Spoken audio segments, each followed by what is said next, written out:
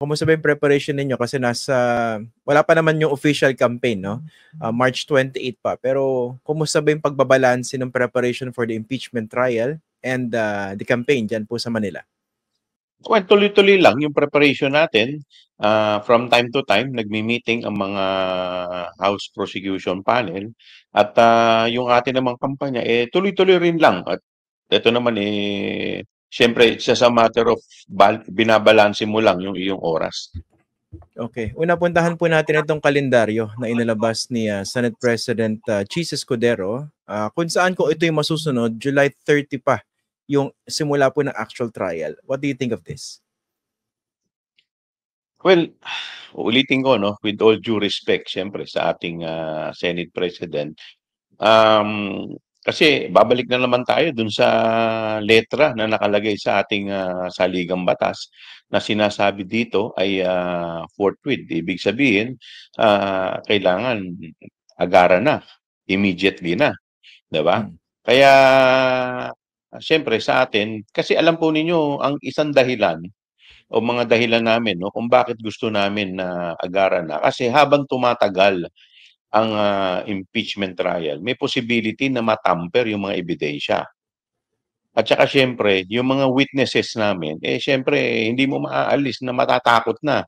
'Di ba? Kaya nga siyempre gusto namin na habang nandiyan pa, habang mainit pa 'to, maipresenta na sila. Dahil siyempre maaaring ito'y makaapekto sa course ng trial. Okay, pero in the meantime, dahil ito po yung tentative calendar ng Senado, ano yung mga ginagawa ninyo to make sure na hindi matatamper yung evidence na meron kayo o kukunin pa at yung mga testigo na iaharap ninyo ay hindi siguro makukumbinsing umatras o baka naman matakot? Siyempre lahat naman ng paghahanda ginagawa natin, lahat ng pag-iingat. But siyempre at the end of the day, hindi mo masasabi yan, eh. Siyempre sa trial talagang gano'n, eh, 'di ba? Kaya nga kami sa aming parte, hangga't maaari gusto namin na sana ito'y masimulan na. Dahil Christian, ang issue dito hindi basta-basta. Ang issue dito is accountability, 'di ba? Na sa tingin ko dapat ay hindi pinag-aantay ng ating mga mahal na senador. On top of that, eh, mismo ngang ating saligang batas ang nag-uutos. Alam po ninyo ang ating saligang batas ay hindi po ito ordinaryo dahil ang ating saligang batas, ang author niyan ay ang taong bayan, ang Filipino people, 'di ba? So, mismong Filipino people, ang taong bayan mismo ang nagsasabi na dapat agaran. Pero so far, you have witnesses secured and pieces of evidence secured as well. Tama po ba? Tama po kayo. Okay. As we speak, wala pa namang umatras, wala pang natatamper na ebidensya sa pagkakaalam ninyo. So far, wala pa naman. Siyempre lahat ng pag-iingat, lahat ng paghahanda, lahat ng secure, lahat 'yan iginagawa natin, 'di ba? Pero siyempre hangga't tumatakbo ang panahon, hindi mo alam, kung ano mga pupuwedeng o posibilidad na mangyari, eh. So, kaya nga kami, as much as possible, gusto namin masimulan na 'to. Oo nga, eh. Less than 4 months kung susundin yung kalendaryo ni Senate President Jesus Cordero kasi yung resumption ng session sa June 2 pa. Tapos ang plano nila, itatawid ito sa next Congress, yung 20th Congress. In the meantime, meron pong final na petition itong si Vice President Sara Duterte sa Supreme Court para ipahinto yung impeachment trial. Ano pong basa nyo rito? Dapat bang makialam o magdesisyon ng Supreme Court dito sa bagay na ito? Well, yun nga ang pinagtataka namin dahil nung una yung mga pronouncement niya na sinasabi niya handa siya na harapin na 'to. Sinasabi pa nga niya dati, "Ang tagal naman, isampa na ninyo." Tapos ngayon naisampa na, biglang magpa-file sa Supreme Court ng petition para ipahinto naman. So, kasi sa akin Christian, kung wala ka naman talagang tinatago, bakit ka magfa-file ng mga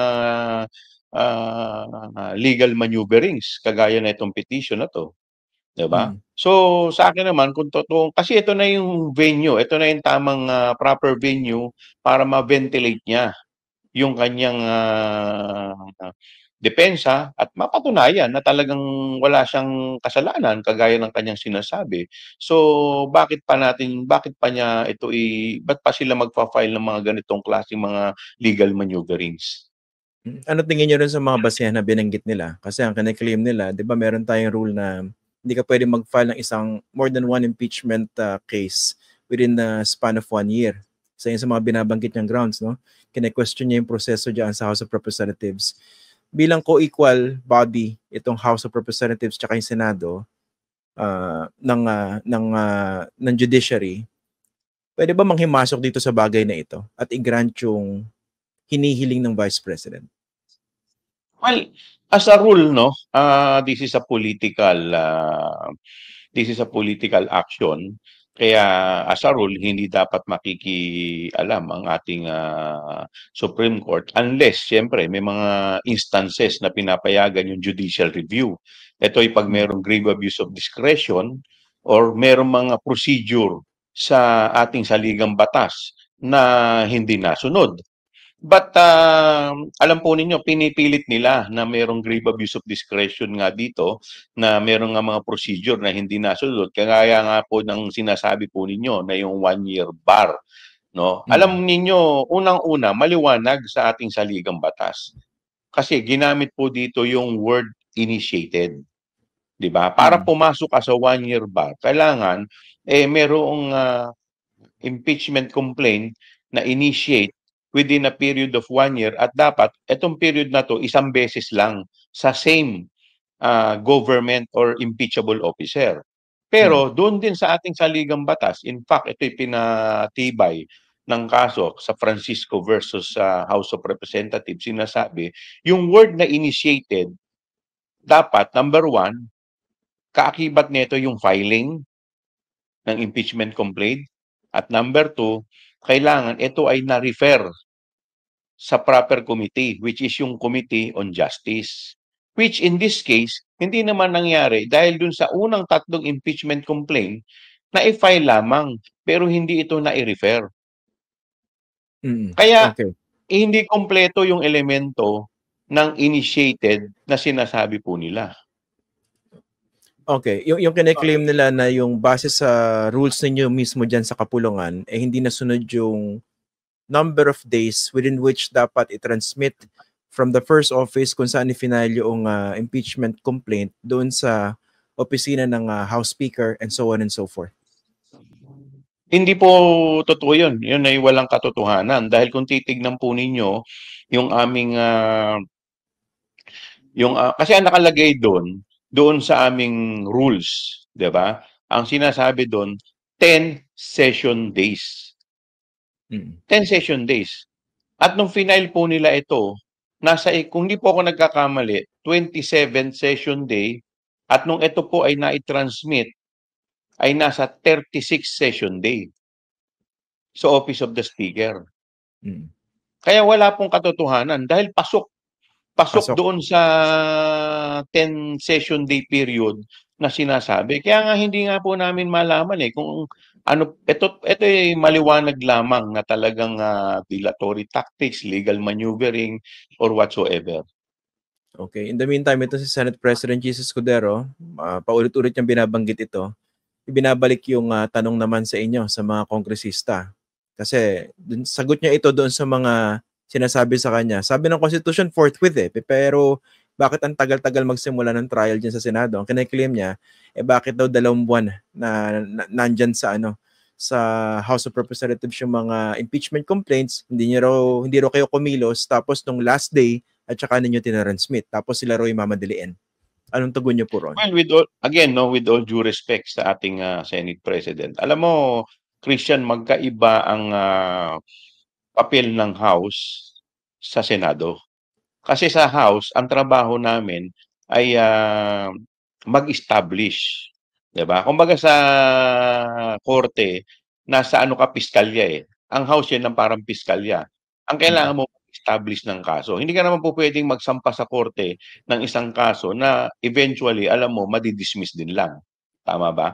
Now, ito kasing unang tatlong impeachment complaint na i-file. Unang-una, wala naman po kaming kinalaman diyan, may mga ilang miyembro lamang na nag-file niyan. Yung first impeachment complaint, kung hindi po ako nagkakamali, it contains, I think 23 articles of impeachment. 23 or 27, something Parang like that. 27 ang tanda ko eh. Tapos yung pangalawa, isa Parang lang. 27. Okay. Now, nakita namin ito, masyadong matagal, masyadong mahaba. In fact, pag itong isinalang namin sa Committee on Justice, tapos na ang 19th Congress, hindi pa rin kami tapos na i-hear ito sa Committee on Justice. So pag nangyari yun, dito na papasok yung 1-year ban. Mm-mm. Di ba? So Okay. bakit ka naman magfa-file ng isang impeachment complaint na sa tingin mo, papasok dun sa 1-year ban? So yung Okay. pangalawa at yung pangatlo naman, sobrang iksi. Kaya nga ang alinlangan ng mga kongresista na pag ito naman, baka mamaya hindi rin masyadong mag-matter. Kaya alam mo, siyempre kailangan, we have to come up with an impeachment complaint na katanggap-tanggap sa lahat. Hindi lang ito 24 kongresista. Pinag-uusapan natin dito, mahigit 300 na kongresista na dapat magsang-ayon sa lahat. So hindi naman yung ganung kabilis. Kaya nga po, eto nga po, ang napagdesisyonan po namin, eto na po, yung 4th impeachment complaint. At ito, ang laman nito ay 7 lamang. 7 articles na sa tingin namin ay solid at back talaga ng matitibay na ebidensya.